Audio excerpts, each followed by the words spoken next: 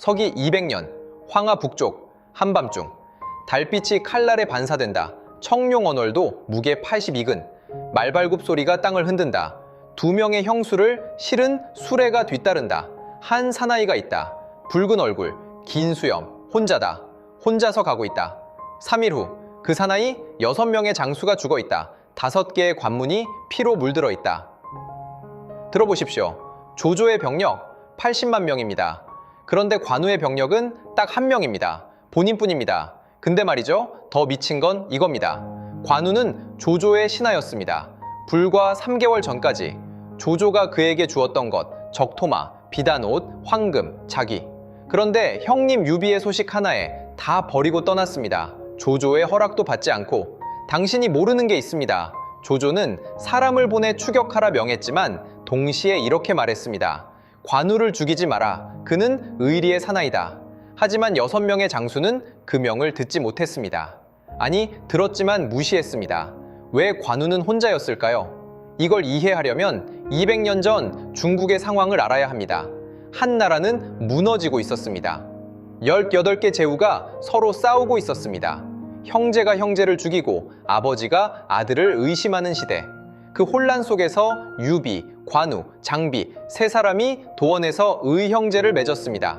피는 섞이지 않았지만 맹세는 피보다 진했습니다. 같은 날 태어나진 못했으나 같은 날 죽기를 원하노라. 이건 술자리 농담이 아니었습니다. 생사를 건 계약이었습니다. 타임라인을 보겠습니다. 이건 관도대전부터 시작된 게 아닙니다. 184년 황건적의 난이 일어났을 때부터입니다. 1단계 108샤4 펌부 95년 유비 삼형제 함께 싸우다. 준비 2단계 199년 유비가 조조에게 몸을 의탁하다. 갈등 표면화화 3단계 200년 초 유비가 조조를 배신. 관우는 합의성에 갇히다. 터짐 핵심 갈등. 관우 vs 운명 병력. 한 명 매보스 80만 명 자원. 칼 한 자루 말 한 필. 베이스 천하의 절반 판돈. 형님과의 의리 역사학자 나관중은 이렇게 썼습니다. 천하의 장수는 많으나 의를 위해 죽음을 두려워하지 않는 자는 오직 관운장뿐이다. 조조의 대응이 협상이었다면 관문 장수들의 대응은 검이었습니다. 조조가 내린 명령, 동령관, 관우가 오면 통과시켜라.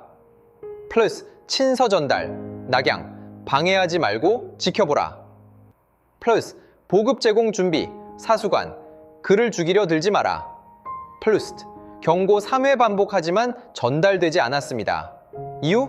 간단합니다. 관문 장수들은 조조의 신하였지만 동시에 자존심이 있는 무사였습니다. 관우가 조조를 버리고 떠난다? 그건 조조에 대한 모욕, 그리고 자신들에 대한 모욕. 데이터를 보겠습니다.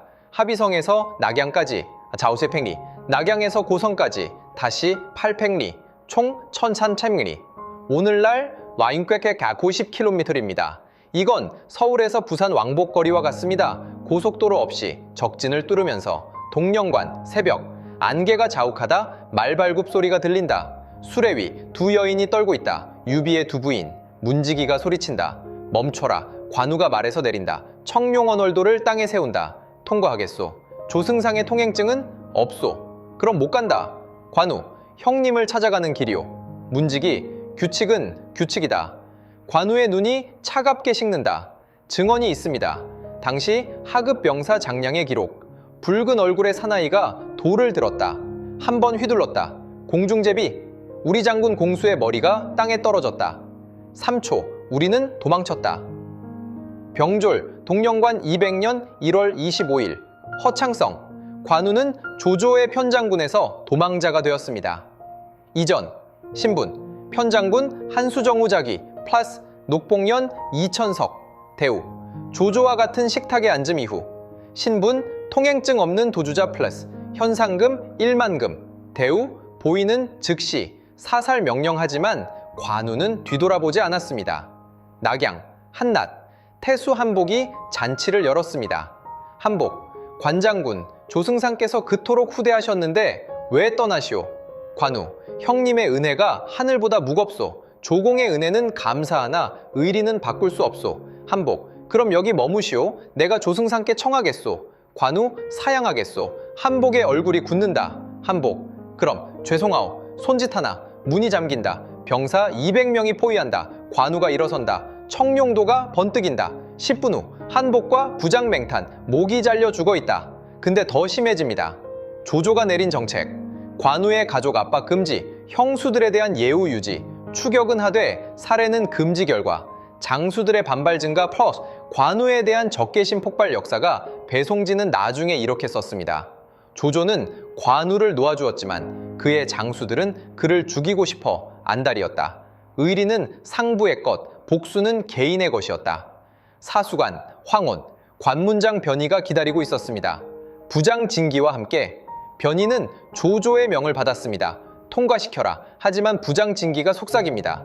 장군, 저자가 우리 동료 셋을 죽였습니다. 이대로 보낼 겁니까? 변희가 망설입니다. 진기, 제가 나가겠습니다. 변희, 조공의 명이? 진기, 죽은 뒤 변명하시죠. 진기가 창을 들고 나갑니다. 관우, 비켜라. 진기, 내 목을 가져오겠다. 충돌, 삼합, 진기의 몸이 두 쪽 난다. 변희가 달려 나옵니다.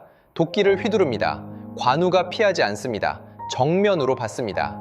이합, 변희, 목이 날아갑니다. 형양, 밤, 태수왕식이 성문을 걸어 잠깁니다. 왕식, 조공께 충성하려면 저자를 막아야 한다. 부하, 하지만 조공의 명이? 왕식, 닥쳐. 명은 명이고 내 자존심은 내 것이다. 관우가 도착합니다.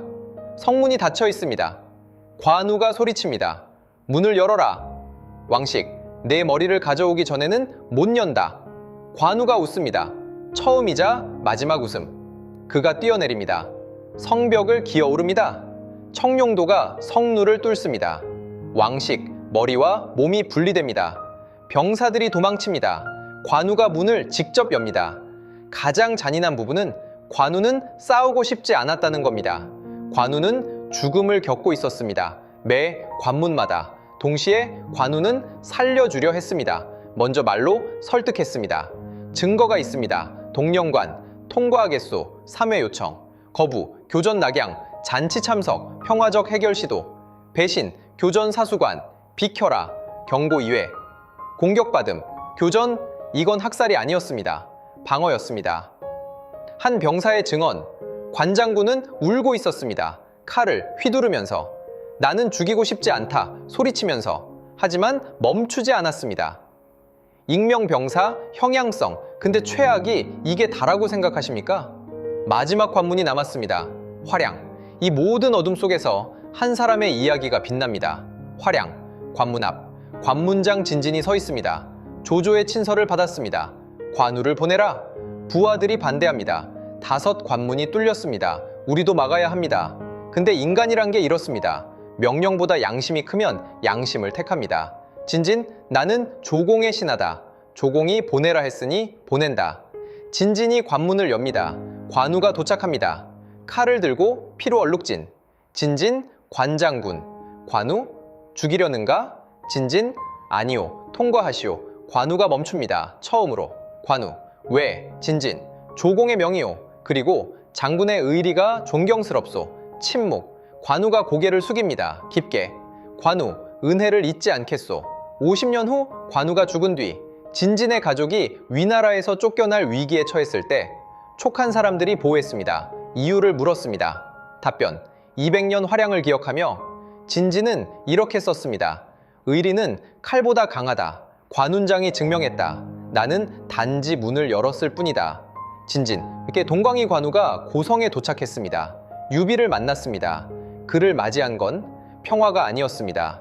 또 다른 전쟁이었습니다. 구체적 위협, 조조의 추격군 5만 명 집결 중 파업 3일 내 도착 예정, 유비 진영 병력 3,000명, 17배 차이. 하지만 관우에게는 다른 이들이 없는 게 있었습니다. 신화, 왜 중요했나? 오관 참육장의 전설, 병사들의 사기 급상승, 조조군의 심리적 위축 증거, 조조군 선봉장 하우돈이 추격을 멈췄습니다. 이유? 관우가 있다. 타임라인, 208년 적벽대전, 관우가 화용돼서 조조를 놓아줌, 의리보답. 219년 번성 전투, 관우가 조조군 7만 명 격파. 220년 사후 신격화, 관무제.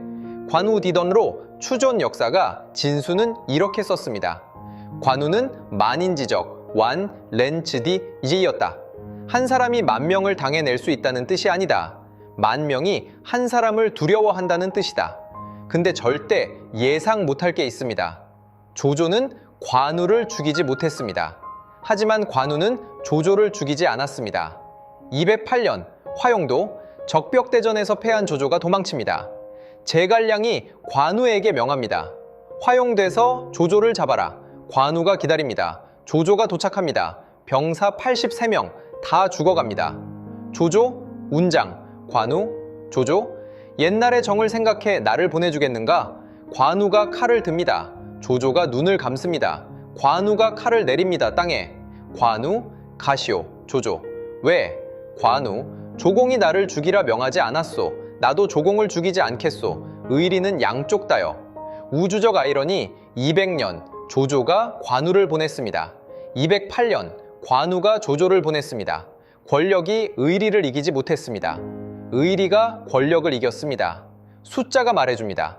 중국 내 관우사당 3만 개 이상, 연간 참배객 1억 2천만 명, 관련 산업 규모 연 50억 위안 동아시아 전역에서 구체적 영향, 한국, 관우를 관성제군으로 모심, 동묘 건립 서울 종로, 일본, 관딤 신앙, 상인 보호신, 베트남, 구안셩, 사당 500개 이상, 이건 세계에서 유일한 현상입니다.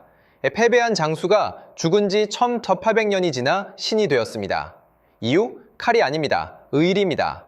200년부터 2025년까지 1825년이 지났습니다. 숫자 요약, 관문 5개에서 0개로 모두 사라짐, 장수 6명에서 6명으로 모두 잊혀짐, 관우 1명에서 10억 명으로 신앙 인구, 죽은 장수들은 사라진 게 아닙니다. 그들은 관우의 전설을 만든 디딤돌입니다. 관우, 영웅인가? 살인자인가? 그는 의리를 지켰습니다. 동시에 6명을 죽였습니다. 유비는 그를 형제라 불렀습니다. 조조는 그를 원수라 불렀습니다. 한족은 동상을 세웠습니다. 죽은 장수들의 후손은 저주했습니다. 역사는 깔끔한 범주를 거부합니다. 진짜 용기는 죽음을 두려워하지 않는 게 아닙니다. 죽음보다 의리를 더 두려워하는 겁니다. 관우는 증명했습니다. 한 사람의 신념이 만 명의 칼보다 강하다는 걸. 이것이 관우의 이야기입니다. 오간 참6장의 이야기. 배신이 아니라 충성의 이야기. 살인이 아니라 의리의 이야기. 그리고 한 사람이 역사가 되는 이야기. 그는 도망자였습니다. 그는 살인자였습니다. 하지만 멈추지 않았고 굽히지 않았고 형님을 찾아갔습니다. 그리고 전설이 되었습니다. 오늘날 한국 사람들이 관우 동상 앞에서 절을 할 때 그건 신에게 하는 게 아닐까요? 아니면 우리 안의 관우에게 배신의 시대에도 의리를 지킬 수 있다는 희망에게 하는 게 아닐까요? 답은 저 200년 전 새벽 청룡도를 든 붉은 얼굴 사나이의 뒷모습에 있습니다. 형님, 제가 갑니다.